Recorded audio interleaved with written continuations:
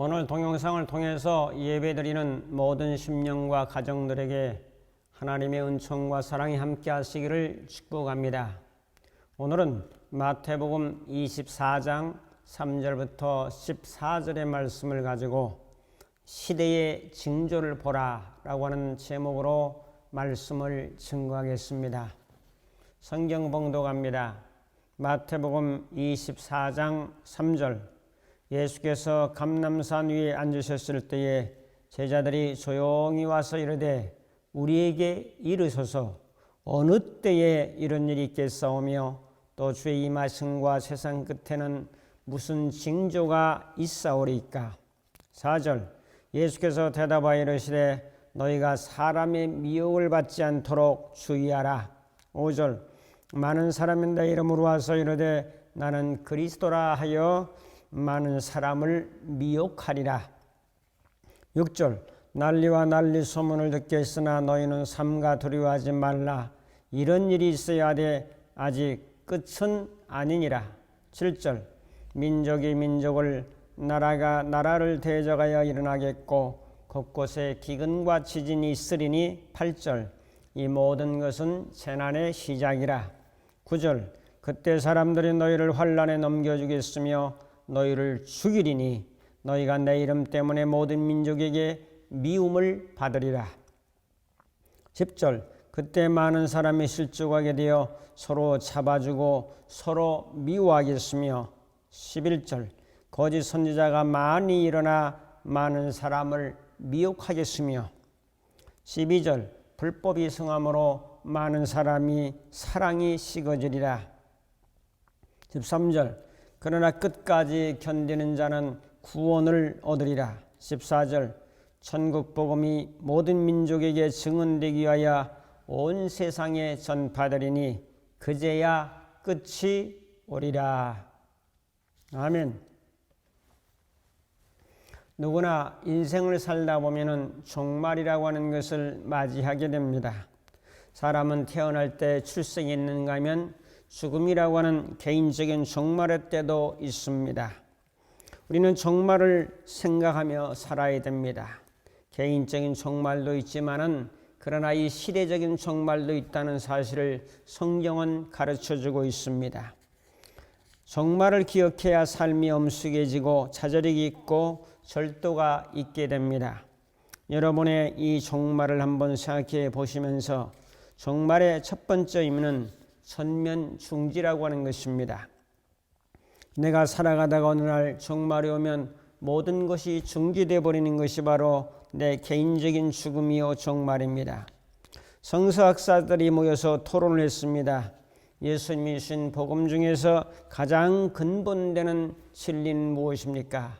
80%의 많은 신학자들이 이구동성으로 하는 말이 이제 때가 찼고 하나님의 나라가 가까웠으니 회개하고 복음을 믿으라라는 그러한 진리를 이야기합니다. 때가 찼다고 하는 것은 하나님의 재림, 하나님의 아들의 재림 그리고 심판의 때가 찼다라고 하는 말씀입니다.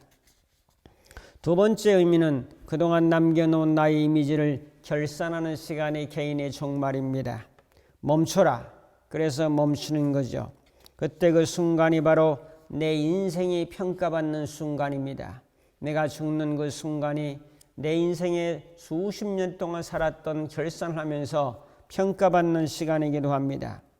마틴 루터 킹 목사는 사람들이 나의 장례식에서 내게 말해주기를 원하는 것이 있다면 무엇입니까? 라고 하는 질문 앞에 모든 사람을 사랑했던 사람이었다는 평가를 받고 싶다고 말했습니다.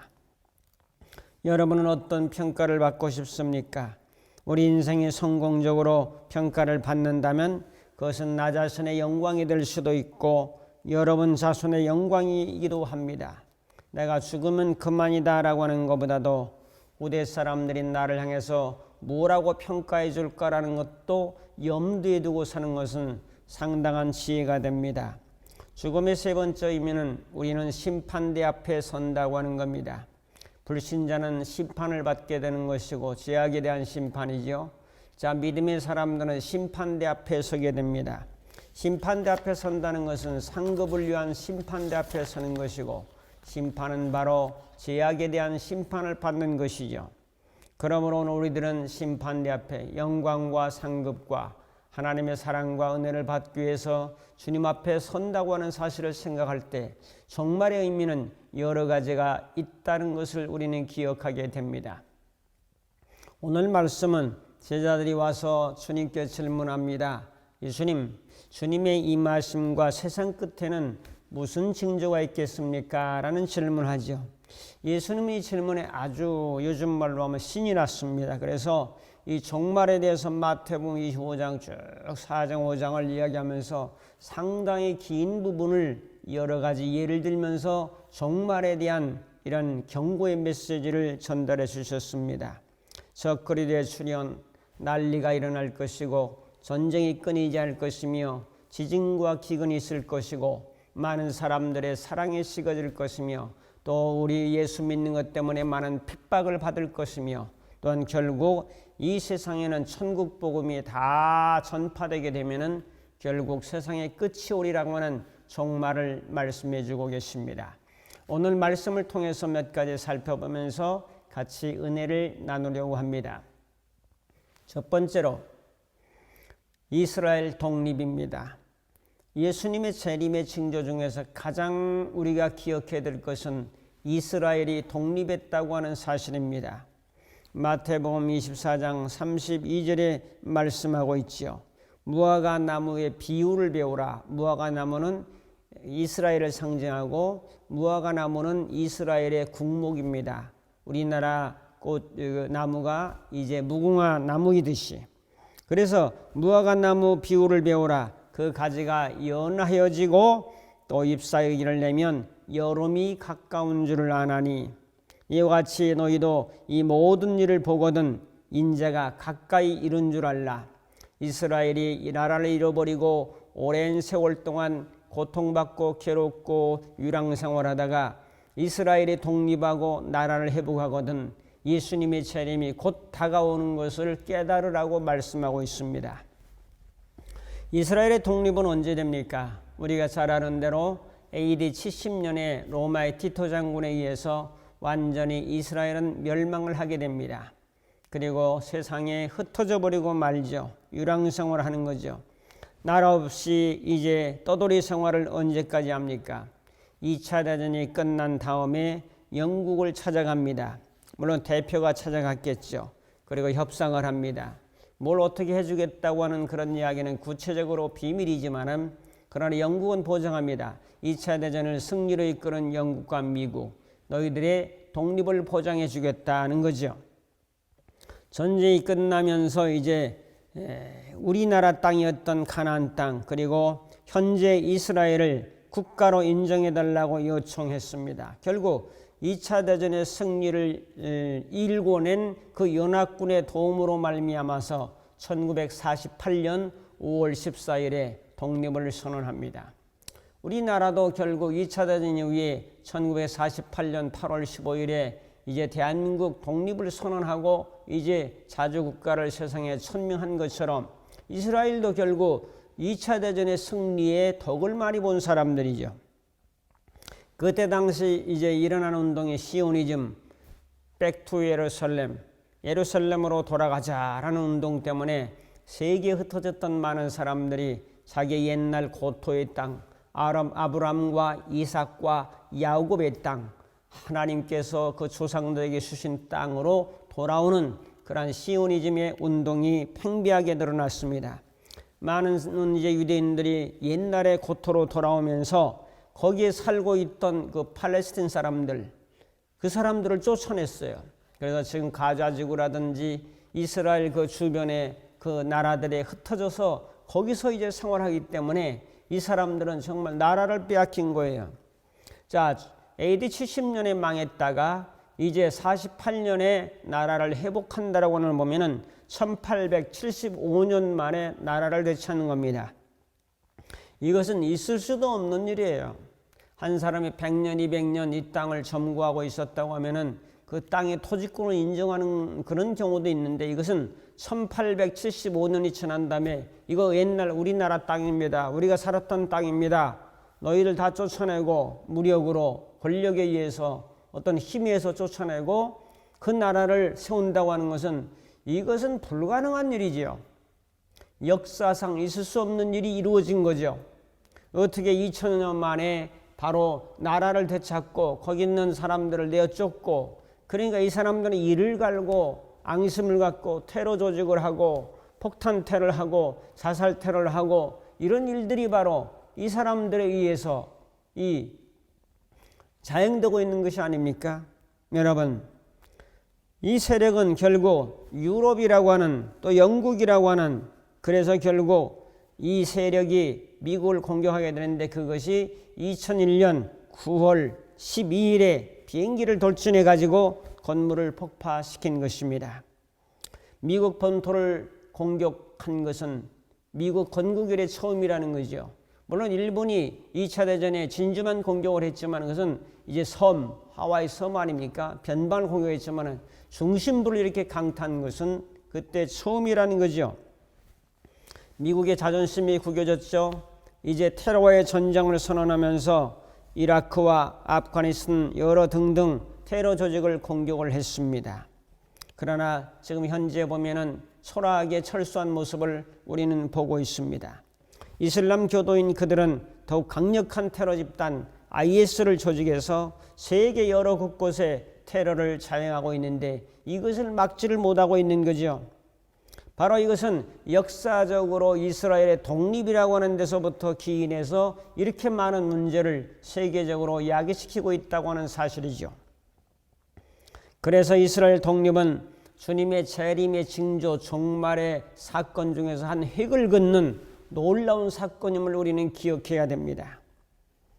성도 여러분, 이스라엘의 독립, 무화과 나무가 이제 여름이 되면 잎이 피고 이렇게 되는 것을 우리는 통해서, 이스라엘의 독립을 통해서 우리는 예수님의 재림이 점점 다가오고 있구나 하는 것을 깨달아야 되죠. 두 번째로, 재난이 점점 심각해집니다. 그 중에 하나가 뭐냐면 적그리스도의 출현입니다. 적그리스도는 그리스도의 적이죠. 그리스도의 반대죠. 자, 김일성의 삼촌 강양옥은 기독교 목사였죠. 그래서 김일성은 늘 바라볼 때에 어떻게 하면 신을 섬기고 어떻게 하면 사람들이 거기에 무릎을 꿇고 경배하는구나 하는 사실을 너무나 잘 알았어요. 그래서 그걸 배워가지고 이제 자기를 신격화시키고 아바이 김일성 수령의 은덕으로 살아간다고 하는 사상들을 심어서 신격화시켰습니다. 초대교회 당시 네로라고 하는 그런 황제는 기독교인들에게 화재의 그런 원인 제공했다는 그런 제목을 뒤집어 씌워가지고 결국 동물들과 결투하게 되고 많은 그리스도인들을 처형했는데, 그것도 결국 적그리스도의 세력입니다. 시대마다 적그리스도가 출현했던 것은 분명합니다.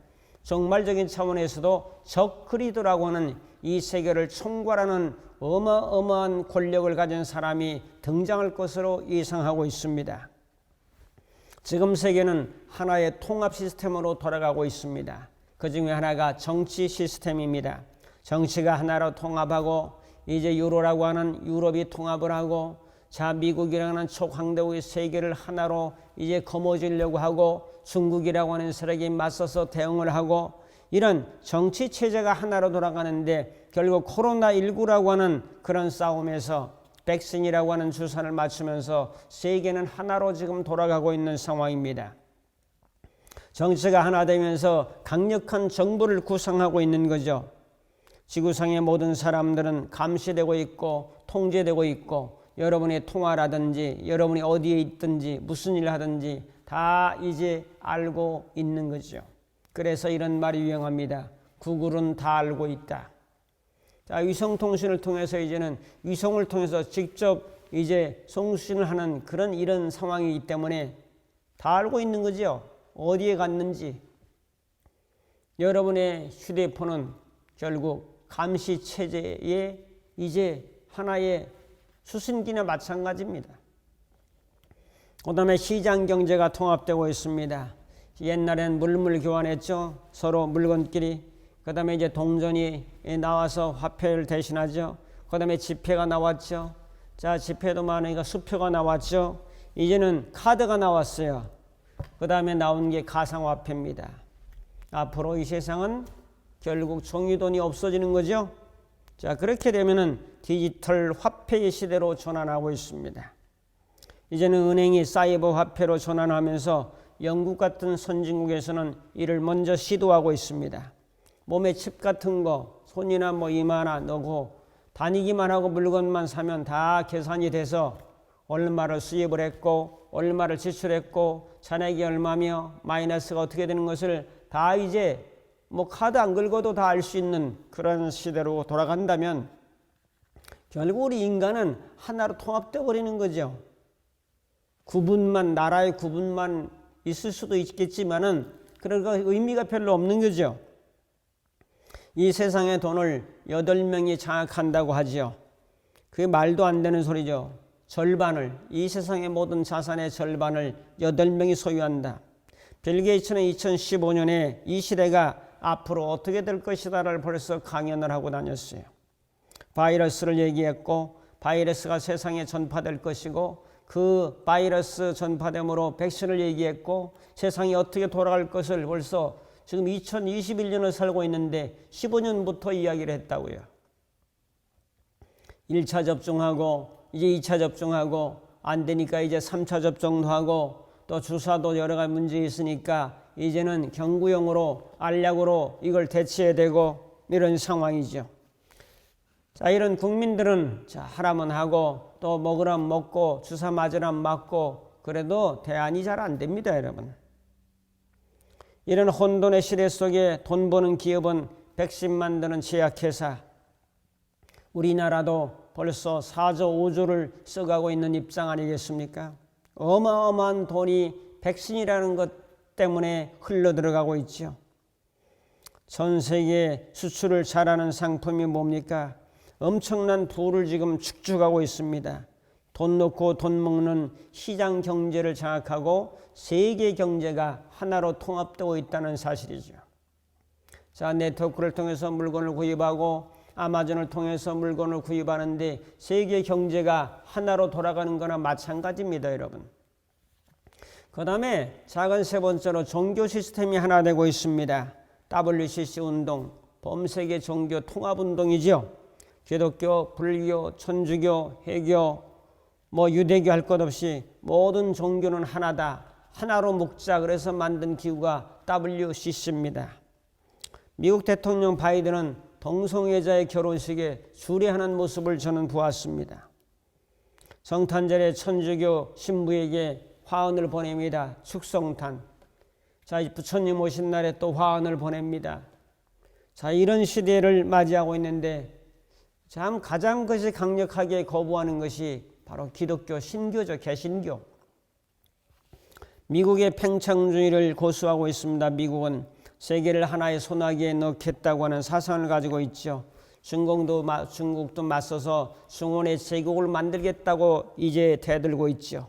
종교 통합에서 적그리스도가 출현하게 되고 적그리스도는 처음에는 신앙을 인정하다가 나중에는 자기가 신이다라고 나오는 거죠. 굉장히 초월하는 사상으로 가는 겁니다. 그 다음에 작은 두 번째로 민족과 민족이 전쟁을 합니다.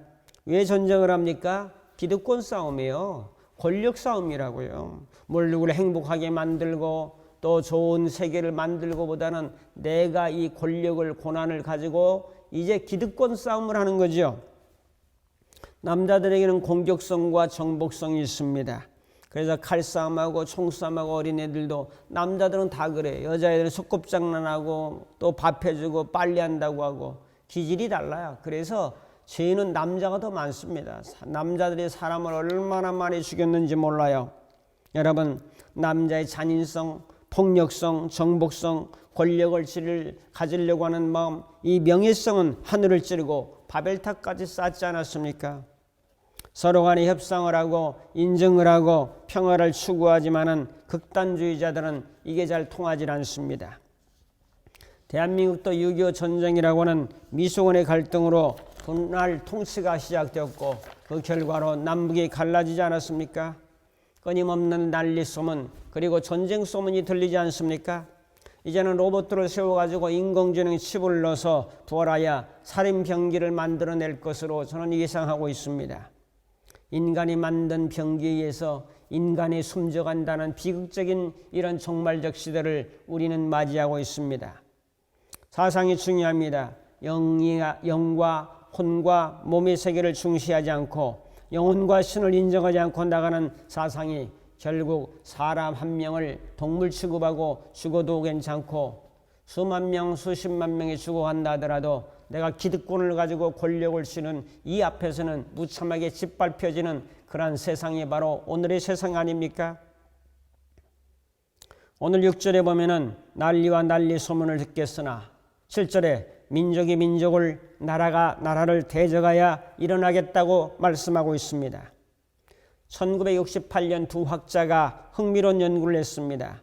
인류 역사 수천 년 3412년 중에서 이제 인류 문명사에 전쟁이 없었던 해는 286년밖에 안 된다는 거죠.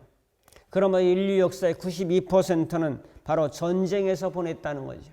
어디에서든 지구촌 어디에서든지 전쟁이 발발하고 일어나는 거죠. 인간의 욕심과 탐욕과 야망과 욕망이 이 세상을 지배하고 있는 겁니다. 이게 바로 전쟁의 역사입니다. 동족끼리 싸우죠. 한국 내전도 동족끼리 싸운 거죠. 시리아 내전, 캄보디아 내전으로 전 인구의 3분의 1이 죽는 300만 명이 죽었습니다. 자기들끼리 이웃 간에 형제들 간에. 르완다는 1994년에 100일 동안 80만 명의 투혼족과 온건파 후투족이 서로 살해를 했습니다. 서로 알만한 사람끼리 권력을 이제 우위를 점령하기 위해서 서로를 죽이는 건데 얼마나 비극인지 모릅니다. 스탈린은 1000만 명 이상을 죽였고 모택동도 수백만 명 죽였고 김일성도 수만 명을 죽였고 바로 권력이라고 하는 이 힘을 가지기 위해서 이렇게 비극적인 일들이 일어나는 것입니다. 이런 징조를 바라보면 주님의 재림이 곧 이 땅에 가까이 다가왔다고 하는 사실을 깨달으라고 성경은 말씀해주고 예수님이 친히 징조를 말씀해 주신 것입니다. 그 다음에 기근과 지진이 있겠다. 7절에 곳곳에 기근과 지진이 있겠다고 말씀하죠. 자, 1년에 수백만 명씩 죽어가고 있습니다. 저는 울진에 지진이 일어나지 않기를 기도하고 있습니다. 울진에 가보니까 거기 견학을 갔었는데 원자력 발전소가 있어요. 그게 지진으로 그냥 중앙이 터져버린다고 하면 우리나라가 어떻게 되겠습니까? 이 작은 나라가. 가장 29억 톤의 담수량을 가지고 있는 소양댐에 지진이 일어나면 그게 한 번에 그냥 쏟아진다면 서울이 어떻게 되겠습니까? 참 나라가 망하는 것도 한순간일 수도 있다는 사실을 깨달아 봅니다. 오늘 우리는 원망하고 불평의 대상이 아니라 이 모든 재난과 전쟁과 소문들이 재림의 징조다. 징조가 있잖아요. 비 올라면 구름이 끼잖아요. 먹구름이 끼잖아요. 비 오겠다. 예상하잖아요. 이 시대에 이렇게 이스라엘이 독립을 하고 전쟁, 기근, 여러 가지 권력, 통합 시스템, 적그리도 이런 여러 가지 징조가 있으면 주님이 재림이 점점 다가오는구나 하는 사실을 깨달으라는 거죠. 그 다음에 전염병입니다. 현대에서 가장 무서운 것은 전염병입니다. 전쟁보다 이제는 전염병을 더 두려워하는 시대를 맞이하고 이제 코로나19로 말미암아서 전 세계가 아주 몸살을 앓고 있고 많은 사람이 죽어나가고 있고 많은 지출을 하고 있으며 대안이 지금 없잖아요. 재택근무가 늘어나고 이제는 택배 산업이 점점 늘어나면서 집안에서 이제 물건을 시키고 어디 가서 하는 것들이 점점 줄어들며 대리점이나 상점들이 점점 축소되면서 살기 힘들다가 우선이고 난리치지 않습니까? 자, 젊은 사람들은 물 하나도 다 배달하다 먹어요. 10통, 20통씩 한 번에 한 박스씩 물을 배달하다 먹고요. 여러분, 백신 해이론자도 많이 생겨지고 있습니다. 5조의 비용을 투자해서 쏟아부었지만은 그러나 이것을 잡지 못하고 있는 현실의 상황입니다. 그렇게 백신이 우위가 있다면 빌 게이츠도 백신을 맞아야 되는데 자기는 안 맞겠다는 거예요. 백신 만드는데 그렇게 투자해놓고 자기는 백신을 안 맞아요. 자, 뭔가 의심스러운 부분도 없잖아 있다는 것을 추측할 수 있잖아요. 자, 큰 세 번째로 천국 복음이 다 전파되면 끝이 옵니다. 14절이 중요합니다. 천국 복음이 다 전파되면, 세상에 전파되면 끝이 오리라. 옛날에는요, 미전도 종족이라고 있습니다. 아직까지 이제 전도가 되지 않은 종족이 있었는데, 자, 2004년에는 6,000 종족, 2006년에는 3,600 종족, 그리고 2008년에는 3,300 종족으로 줍니다. 2010년에는 1,500 종족, 2018년에는 500여 종족만 남았습니다. 이제 이 전도가 되지 않은 종족에 전파되면 세상 종말이 옵니다. 그러므로 500개밖에 안 남았다고요. 이거 다 전파되면 세상 끝이 온다고요. 그래서 주님의 재림을 방해하고 지연시키려고 악한 마귀는 이를 갈고 이 미전도 종족들이 다 해교권에 많이 있는데 이걸 못하도록 이 해교가 얼마나 많이 늘어나고 있는지 몰라요. 미국에서 복음적으로 구원의 확신을 고백하는 사람들이 10% 정도, 유럽은 0.2% 정도에 불과합니다. 기독교인의 입지는 점점 줄어들고 있습니다. 이것이 문제예요. 이렇게 여기서 필요한 것은 성령님의 강력한 능력과 은혜와 권세가 필요합니다. 지난 30년 동안 이 세상은 얼마나 많이 변했는지 몰라요. 앞으로 20년은 정말로 중요한 시기입니다. 급변하고 있는 글로벌 시대에 우리는 재림을 대망하며 살아야 된다는 거죠. 천국 복음이 땅끝까지 전파되면 끝이 오리라. 500여 종족에게 이제 복음을 전파가 다 끝나면 끝이 오리라고 하는 시대적 경종의 소리를 우리는 듣고 있고 예수님을 통해서 진리의 말씀을 듣고 있습니다. 거세게 불어오는 중동의 알라바람이 그들을 알라 신을 섬기잖아요. 우리나라까지 아프가니스탄 사람들이, 해결권의 사람들이 들어오고 있고, 자, 동방은 서방으로 가려고 하고 서방은 동방으로 밀려오고 있습니다. 이사야 60장 1절에 일어나라 빛을 발하라. 네 빛이 이르렀고 여호와 영광이 내 위에 임하였음이라고 성경은 말씀합니다. 일어나서 복음의 빛을 발하는 신앙, 바로 영혼을 구려하고 선교를 하고 500의 종족에게 복음을 마지막 증거하며 주님의 재림의 징조가 이제 번뜩이고 있는 이 세상에서, 번개치고 있는 세상에서 주님의 재림을 갈망하면서 마지막 남은 교훈, 천국 복음이 다 전파되면 끝이 오리라고 한 날이 이제 곧 다가오고 있다는 사실을 우리는 다시 한번 깊이 깨달으면서 사랑하는 성도 여러분, 이 시대의 경종의 소리를 들어봅시다. 주님의 음성을 겸허하게 들어봅시다. 내가 잘 먹고 잘 살고 좀 더 나은 환경으로 가는 이것이 문제가 아니라 이 세상은 끝이 온다는 사실, 종말이 온다는 사실을 다시 한번 경고받으면서 십자가에 죽으시고 부활하신 주님은 일어나서 빛을 발하라고 이제 우리에게 빛을 주셨고 생명을 주셨고 은혜를 주셨고 능력을 주신 사실을 기억하면서 이 빛을 만방에 열방에 증거하면서 전도하면서 주님의 재림을 준비하고 믿음으로 승리하며 살아가는 귀한 역사가 나타나기를 주님의 이름으로 축복합니다.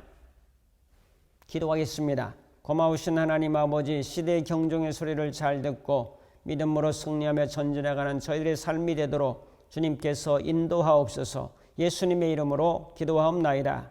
아멘.